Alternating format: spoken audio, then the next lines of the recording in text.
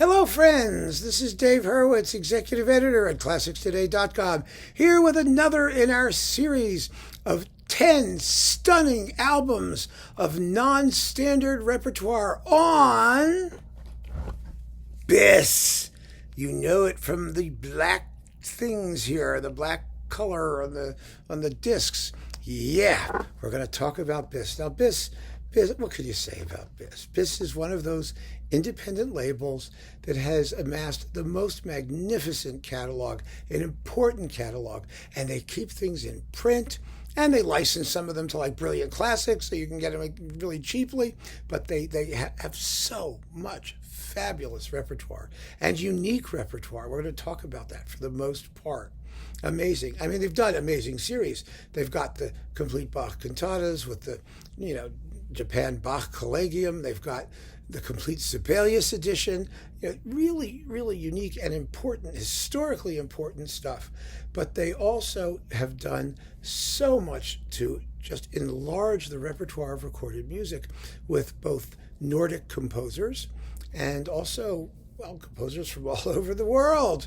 It's unbelievable. So, it's still, the label is still, managed by Robert von Bahr, its founder, who's as crazy as ever and just a genius when it comes to this stuff. He really has been.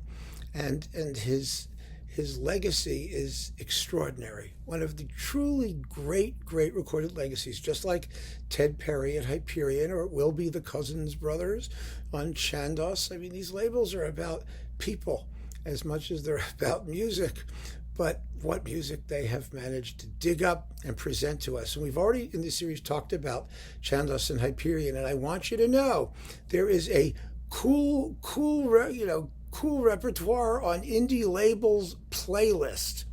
So all of these talks will be saved so that you can have the top 10 lists for each label.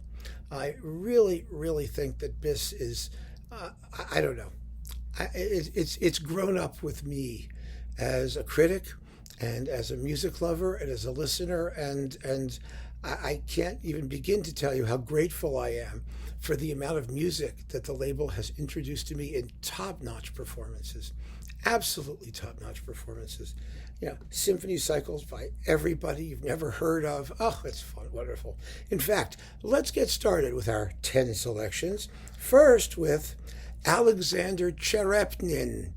This is one of the really unsung series that BIS did. It's his complete symphonies and piano concertos. And I chose this one. I mean, you can get them all in a box. They were all licensed, I believe, to Brilliant Classics. I don't know if they're still around. But BIS's original titles are always around, and you can always order them from BIS's own website. There's lots of ways to get them. They're available. Von Bahr's very laudable policy was never to delete a record that he made because he was proud of them. And boy, is that the right idea if you could afford to do it.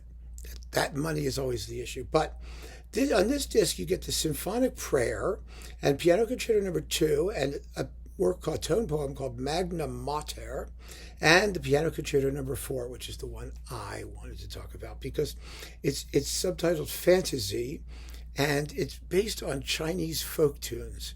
Tcherepnin's wife was Chinese, and it's just the most delightful piece of chinoiserie that you probably have never heard of. And it's called Eastern Chamber Dream. It has 3 movements. And then Yan Kuei-lei's Love Sacrifice. Yeah. And then The Road to Yunnan. Those are the performances. It's half an hour long.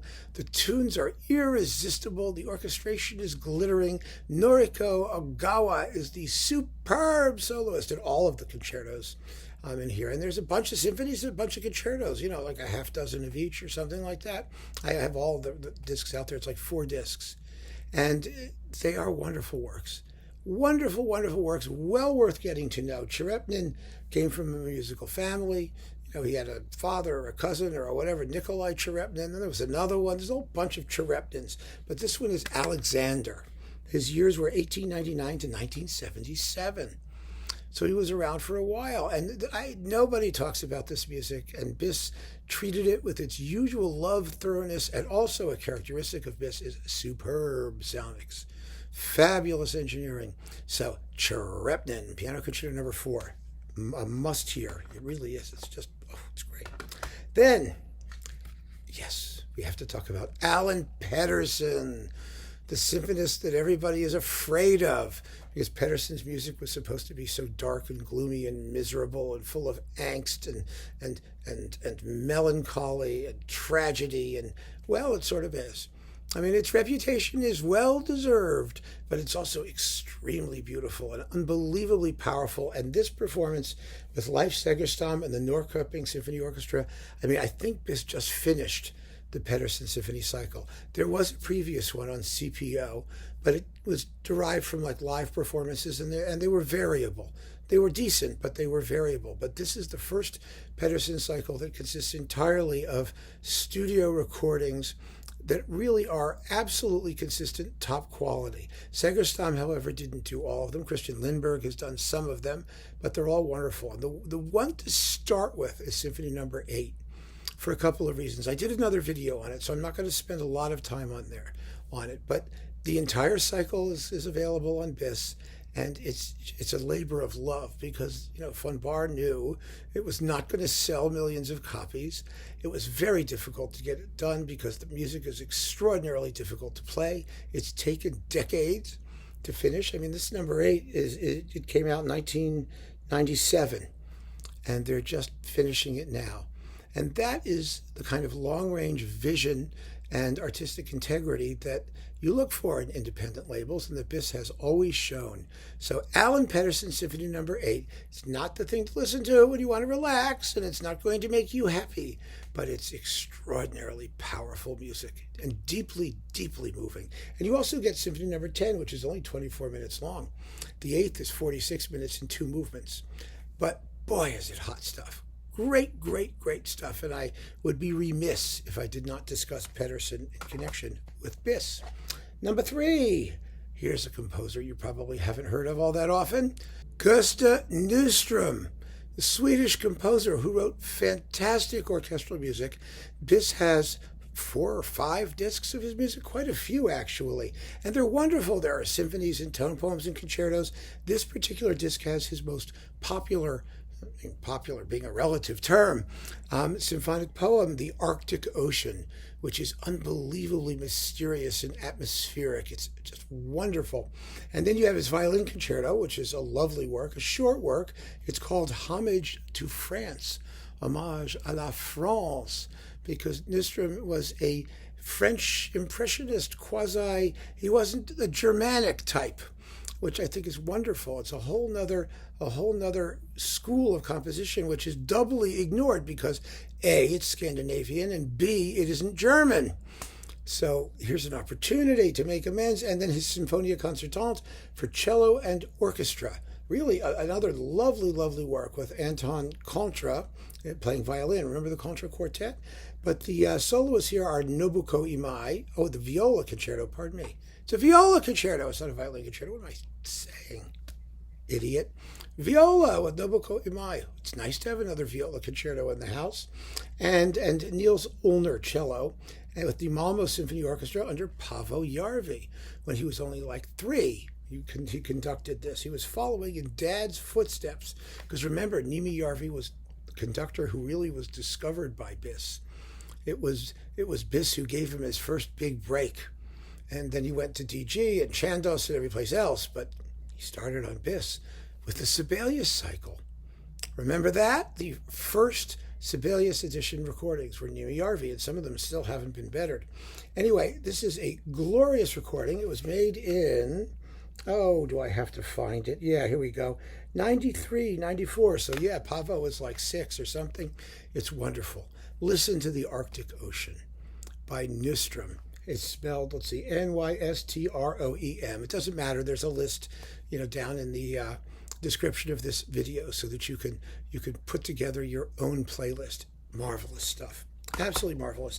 Next, we have to leave Scandinavia for the best ever and most exciting and complete versions of Bachianas Brasileiras and the Choros series by Villa-Lobos.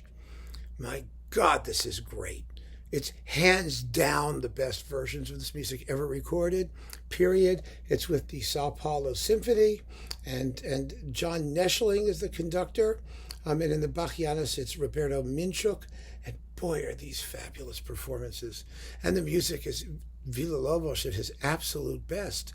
It's glittering and exciting and folksy and exotic and lush and contrapuntal and Bachian and totally original work, finally recorded in first-class sound with first-class orchestral playing, especially all the Choros pieces, which were just sort of raggedy bits flying around on other labels and pieces. And there were Villa-Lobos' own recordings of some of them, which were, this is great.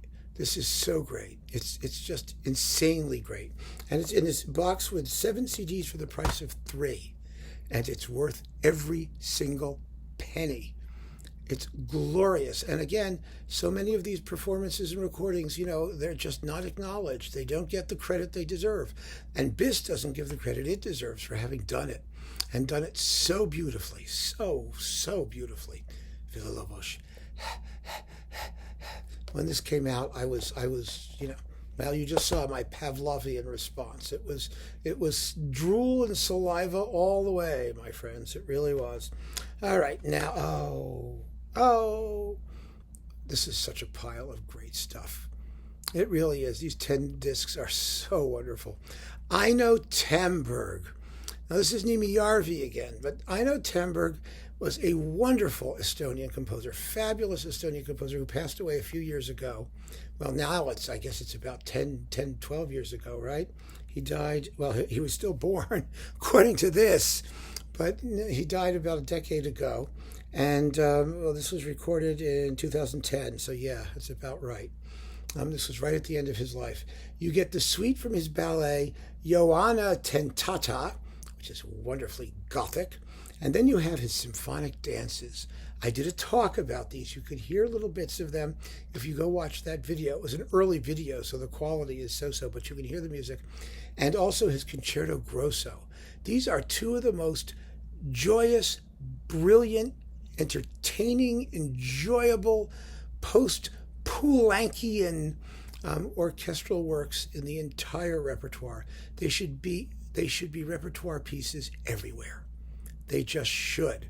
There is another recording of the Concerto Grosso, and it's very, very, very good, mind you. It's maybe even a little better than this one, but just to find these things, this is the way to go. It's a fabulous disc, fabulous disc, and the music will just make your heart sing. It's such a joy to listen to. Tamberg wrote fabulous theatrical music, stage music. If you haven't heard his opera, Cyrano de Bergerac, there's a review of it on ClassicsToday.com, and it's on CPO, and it's fabulous. I mean, yes, it's in Estonian, but who cares? He was a terrific composer of that stuff, too. I mean, and it's all listenable and lovely, and oh my God, he's a good guy. Really a fine composer, and nobody knows him. So Eino Tamberg. Get this. You got to hear the Concerto Grosso, and you got to hear the symphonic dances. They will absolutely blow your mind. Guaranteed. What's this one? Oh, yes. Speaking of Estonia, we cannot talk about BIS without talking about one of the other composers that put the label on the map, Eduard Tubin. Now, BIS has the entire Tubin cycle with Nimi Järvi conducting. All of it is fabulous except for number 4, which is one of the best of all the symphonies, one of the best introductions to Tubin, the Lyrica, it's called. And that's a live recording, and it's not the sonics are indifferent, and it's kind of sloppy. Fortunately, there's a fabulous performance of it on the Alba label with another Tubin cycle, but everything else in that isn't as good as the stuff here. So that's how you have to get the 4th. But this is fantastic. This disc is Symphonies numbers 3 and 8, which are just brilliant and great fun. The other great one is the one that has Symphony number 6, which is brutal and exciting. And I mean, they're all good works. Tubin had a very, very personal voice, And to hear Järvi rip into these things is just one of the great experiences in discographic history. When these were made, BIS was, saying BIS original dynamics recording. Sometimes they had like warning stickers, for the dynamics. Well, these needed warnings. They really needed warnings. There is a climax in the central movement of the Eighth Symphony here that has this huge climax with some wax on the tam-tam that will absolutely blow you through your back wall. It's just phenomenal. Absolutely phenomenal. But the music here is just beautiful, and Tubin is a composer who is well worth getting to know, and BIS is the label that introduced him to us. Thank you, BIS. So that's just terrific. And now we've got to go back a few years and head over to Denmark. Niels Gade, the complete symphonies. There are only 2 complete Gade cycles worth talking about. There's the one on Chandos. That was with Christopher Hogwood, believe it or not, conducting, whose performances, as you might expect, are just a touch impersonal, but they're good. I mean, they're very good. They're not, he doesn't go completely cold on it, but I mean, this is with Nimi Järvi and the Stockholm Sinfonietta, and it's the way to go, because they're just that much more exciting and energetic. Niels Gade is a good composer. He really is. His symphonies do have a certain lack of fundamental character in a couple of their movements here and there. He was a conservative composer of the Leipzig school, a follower of Mendelssohn, and that music was just so out of fashion. It really was. We wanted to hear craziness in the Romantic world. We wanted Berlioz. We wanted Schumann going insane. We wanted, and it's a shame because there's still room for music that is tuneful and extremely well made, and more of these symphonies are good than are not good. Let's put it that way. I mean, they're all worth listening to, and here you have this wonderful little box of 4 CDs? Oh, I think something like that. Let me see. How many discs is it? Does it tell us it's 5 hours and 32 minutes? In case you're wondering, yes, it's 5 discs for the price of 2, which is a great deal. And so, they are well worth hearing, and it's delightful that BIS has the complete cycle with Nimi Järvi. What's not to love? Boom. There it goes. Oh, but now we're up to 7 and 8. This is a fascinating pair that we absolutely have to talk about. First, it's Geirr Tveitt. Who is Geirr Tveitt? Tveitt. Well, Tveitt was a Norwegian composer. His dates were 1908 to 1981. His music is also just wonderful. But he wrote tons and tons and tons of music and stuck it all in his nice wooden barn, and then it caught fire. And he lost all of it. And all that survives is stuff that survived from the fire, which is slowly being reconstructed, to the extent that you can peel away singed bits of manuscript and see what he wrote, or pieces that were recorded on the radio or where scores were off-site because things were being performed. And there's a considerable body of music. He's best known for his, 100 tunes from Hardanger, or the 100 Hardanger tunes, of which he made. He never got to 100. That was what the thing was called. We don't know if he ever wrote all 100 of them, but there are several orchestral suites, 4 of them so far, maybe 5. I'm not quite sure. They're numbered, I think, 1, 2, 4, and 5 or something, and one of them is missing. But his works, it's a mess that way. But there's a bunch of concertos, and there's all kinds of cool orchestral music. And he was a wonderfully interesting romantic nationalist composer. And this piece is like the biggest thing of his that we have. It's called Baldur's Dreams. And there's also this sort of giant concert aria narration thing called Telemarken, a cantata for sung and spoken voices, Hardanger fiddle, and orchestra, which is not the main item. 91 minutes of Baldur's Dream. It's extraordinary. And, Baldur is a mythical character, and it supposedly had texts in nonsense syllables, but in reconstructing this, they weren't able to make out the text, so they just used nonsense syllables, which is perfectly fine. You hear some guy going, deedle, deedle, deedle, dee, deedle, deedle, deedle, dee, and it's like, it doesn't matter. But the reason I think that Tveitt is so interesting, aside from the intrinsic beauty of the music and the fascination of hearing another Norwegian nationalist composer, but a contemporary one, a modern one. He lived in 1981. A contemporary composer following in sort of that Grieg tradition, but writing big, really big and bold. It's fabulous stuff. But what makes this so much fun is that Baldur is from, a character from Norse mythology, and he is also here in Jón Leifs, or Jón Leifs, if you want to call him that, Jón Leifs Baldur, which is called a choreographic drama in 2 acts, which is also 90 minutes long. They're equally long. They're equally fascinating. They could not sound more different. This is based on Norwegian folk music and the orchestral tradition of Norway. And this is based on Icelandic folk music, which is really primitive. It's all parallel fourths and fifths, like organum. And Leifs was really, he was a little crazy. Let's be honest. Let's put Tveitt away here. He was a little nuts, and he had let's just say he liked volcanic eruptions. He was the composer of Hekla, the piece on which I made my Helsinki Philharmonic debut on the album Earquake as special guest anvil soloist. That's another video you can look up. It's called Earquake. Have a look. But Baldr, oh my God, this is fun.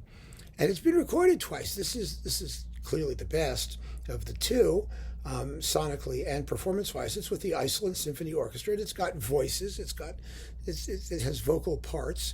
What I love about this is that it has one of my all-time favorite titles of anything. It is called, where is it? The Dance of the Subhumans. I just adore the Dance of the Subhumans. I mean, it just makes you want to hear it, doesn't it? I mean, there are so many subhumans still around who would be perfectly capable of dancing the Dance of the Subhumans.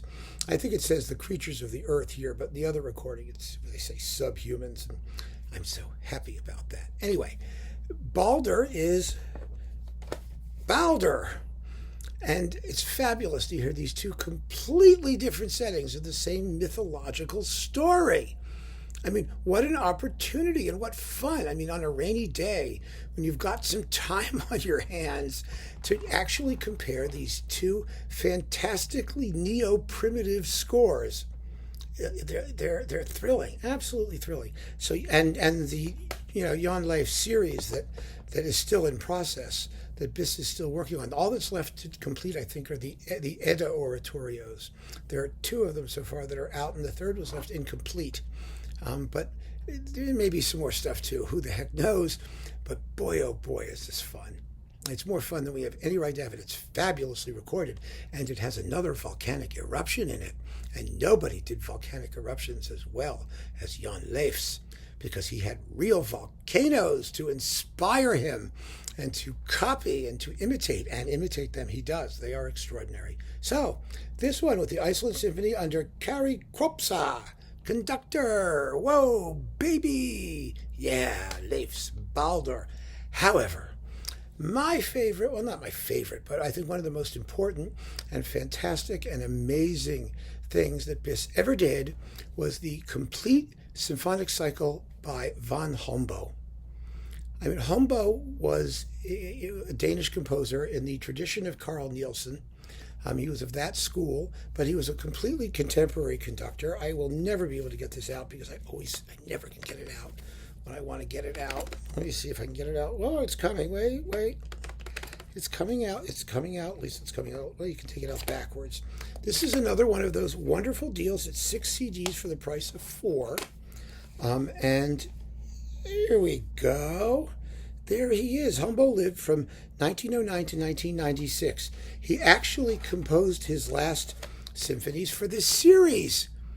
It's with the Aarhus Symphony Orchestra under Owain Arwell Hughes. If you like Nielsen, you're going to love Holmboe. This is bracing, refreshing, contrapuntally vigorous, sometimes folk influence, sometimes not, sometimes quite modern sounding, sometimes nicely tonal. It has all of those elements. None of the symphonies are overly long. One of them is a choral symphony. They are fabulous works, absolutely fabulous works. He was a magnificent composer of abstract instrumental music for the most part. I mean, he wrote a great set of quartets. He wrote fabulous concertos. He wrote things in series. There are chamber concertos and things like that, which are all on Da Capo. And his music is so worth collecting and listening to. And there's more than just the symphonies on BIS. They've done a bunch of the concertos as well. And boy, is it great stuff. Absolutely great stuff. Brilliantly performed, fabulously recorded. And this is a major composer. And there is no reason, none in a billion years, why his music should not be on regular concert programs. None of these symphonies is terribly long. You might think he's kind of like the Walter Piston of Denmark. And meaning like a composer of real craft with a distinctive style and plenty to say, and he wasn't overlong. He was somewhat laconic in his expression, so it doesn't excite people as much as it should. If you love music, it should excite you because it's exciting music. And this is a fabulous, fabulous, fabulous series of recordings. And BIS deserves our eternal gratitude for having made them. And here's the box. You can get them separately, I assume, or some of them probably still, but you should hear them all. You should hear the whole series. How many are there? 15 of them or something like that? He wrote quite a few. And let me just see here. Oh, here we go. 13. 13 symphonies. But there's also a Symphonia in Memoriam, it's called. So there's really 14. Great stuff. Vagn Holmboe, my friends, and BIS, one of the greatest things ever to happen to classical music in this or any century, I assure you. So keep on listening and take care.